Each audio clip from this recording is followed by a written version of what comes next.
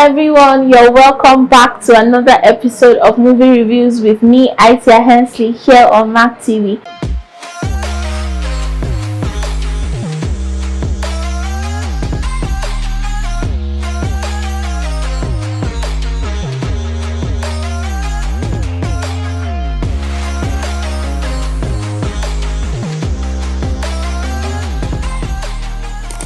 So today, the movie we are going to be reviewing is titled Glamour Girls by Play Networks. And Glamour Girls is a remake of the 1994 original movie Glamour Girls that was centered around prostitution and everything that was happening. Basically, the inner workings of how it works in a brothel with pimps and the girls and everything. But this new one, like I said, is an adaptation of the old one, and this time around, yes, we're also having girls, we're also having a lot, and the story is centered around four women: HENSLEY, Etim, Sharon Oja, Tokema Kinwa, and Jocelyn Dumas. The story is about Emma, who is a stripper who recently lost her job as a stripper because of someone's carelessness, basically. So she lost her job as a stripper and she had to go hustling, and she got to HENSLEY, who is the pimp, and HENSLEY had to give her a job because of how she felt that she stood out among the girls that she came along with. So Emma, who played the character of Sharon Oja, was forced to go into prostitution because she had already been there, but then stripping gave her like a safe haven. But at the end of the day, she had to go back because she had to fend for her family, her siblings, and everything that could go wrong was going wrong in her life. So she had to get the job, and watching her story progress is all we had to do. But this story had a different turn. We see Tokema Kinwa, who has a husband with kids, and Jocelyn Dumas, who also has a kid, that left prostitution basically, but had to come back because of financial issues, and her son, she had to fend for her son and the husband who was sick. There was just a lot working against her, so she had to come back. And this is how we have the Glamour Girls working together at the house. So let's start with the good of this film. There's a lot of good things to see about the movie, because you know that when Child's of Play is at play, there's going to be a lot of spending. And yes, we had beautiful locations. It was extremely colorful. Everything that could have gone right went right when it comes to camera quality, the sound. Oh, what am I saying?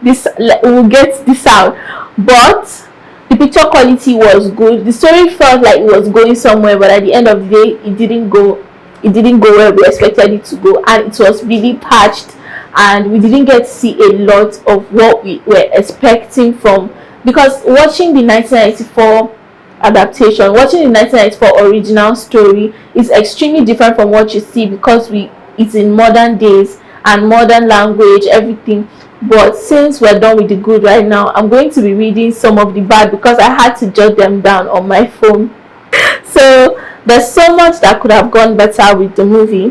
While we cannot discountenance the terrible acting on display post-production was truly terrible, from the mismatch in the score and the soundtracks that were less than apt. The music was terrible. Like, some of it was good, but the music was terrible. The sound was, I was in excruciating pain, okay, because it felt like the sound was echoing and it wasn't good at all. It wasn't good at all.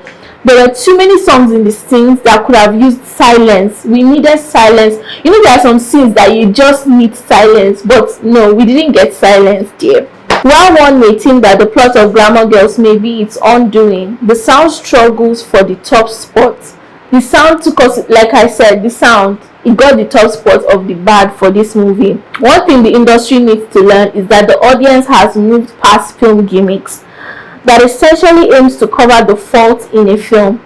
If story is lacking, then every other thing fails, okay? Glamour Girls is what happens when we have actors, scriptwriters, directors, cameras, and the entire crew but forget the script and by extension the plot at home.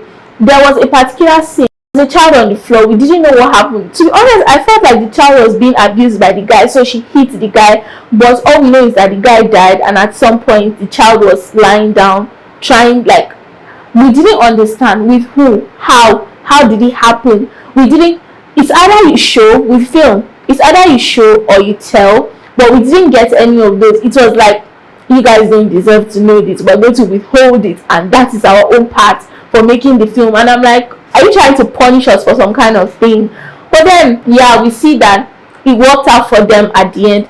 There's a little gossip that went on Twitter, and I'm going to give you guys by the time I'm done saying the bad.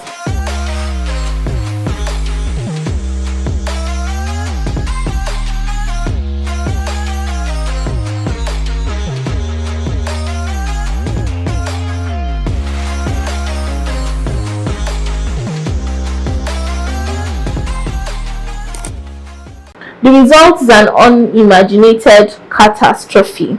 Actors running improv, flashes of brilliance in cinematography, scriptwriters conjuring resemblance of a storyline from sheer will, and a post-production process that leaves a sore aftertaste.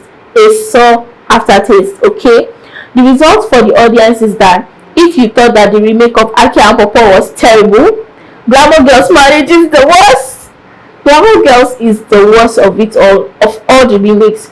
If you thought Chief Daddy 2 was mortifying, Glamour Girls has set a new standard. Okay, the Twitter gossip is, you know how when Chief Daddy came out, Chief Daddy 2, when Chief Daddy 2 came out, Mo Abudu came out online because of all the backlash and everything that was going on online. Mo Abudu came out and apologized that for not liking the film, apologized also for not liking the film, and said that they would do better, but what they don't want is insults, because it's actually not easy to make a film. We are sure that it's not easy. We're aware that it's not easy to make a film, but when you set out to make, nobody sets out to make a bad film, but when you make a bad film, critics will criticize, okay? And as a filmmaker, you should be okay with that.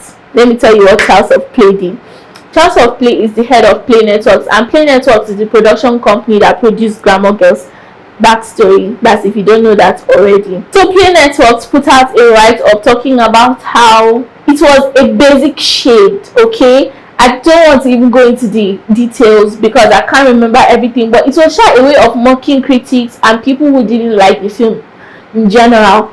And someone now clicked it and was like, oh, okay, thank you so much for your apology and everything.